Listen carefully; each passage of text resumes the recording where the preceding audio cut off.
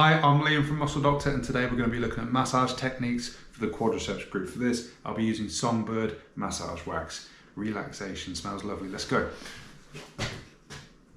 So we've got the knees bolstered and towel covered, towel height tucked into underwear up to just below the ASIS so that we can access all the quadriceps, sartorius, all the muscles that insert into that part of the hip.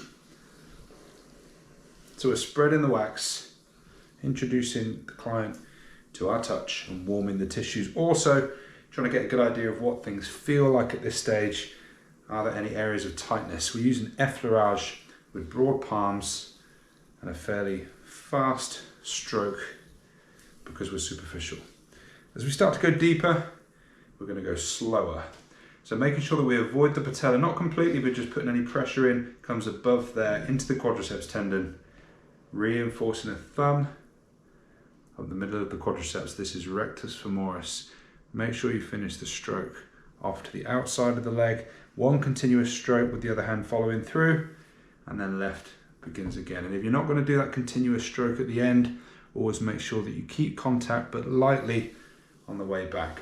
And we can work our way there with a reinforced thumb from the lateral side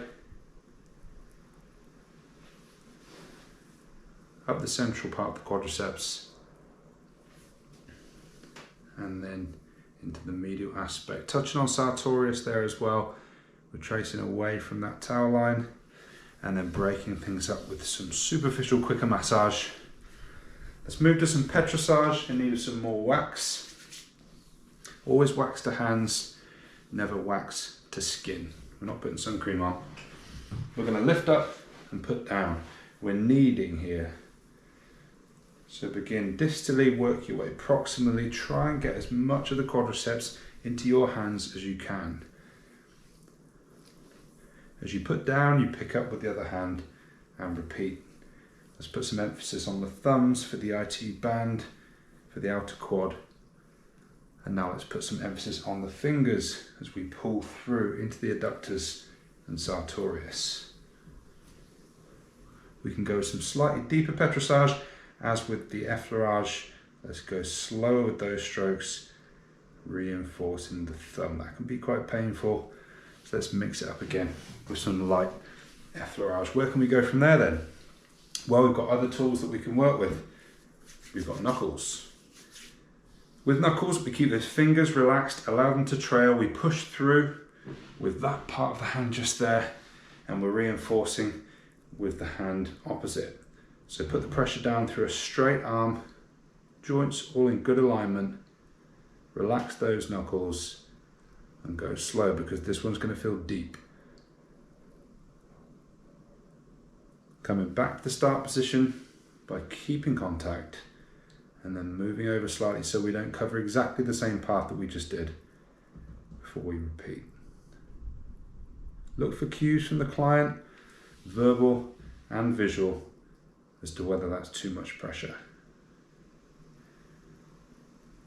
Quite a lot of deep pressure. We can see the erythema and the knuckle lines there. Again, let's break it up with a combination of those techniques. Adding in a different method of petrissage now because we're picking up, squeezing, lifting up, putting down, and then going again from the opposite side. We can repeat that all the way up as far as the towel goes, as is appropriate, and then back down towards the knee. So the last weapon in our arsenal is the elbow. We don't really want to use a pointy elbow. We're going to use the shaft of the ulna, which is the flat bit. Get some wax on there. Drop the elbow down with hand relaxed. Make sure you're heading in the direction your shoulders are facing. That's one way of knowing if you're using the correct elbow or not. And go very slowly because we can inflict quite a lot of pain, which we don't really want to do. We want to be effective with our massage and being as painless as possible. Keeping contact on the way back, very lightly, and then putting the pressure in on the way up. Quicker, lighter strokes. Want to focus on that medial aspect. We can hook the elbow around just lightly, not too much pressure. Tracing sartorius all the way up to the ASIS and back. Let's finish it off with some flush throughs. These are open palms, lots of pressure over a broad surface area, so it shouldn't feel painful at all. Covering as much of that upper thigh as we can with our hands.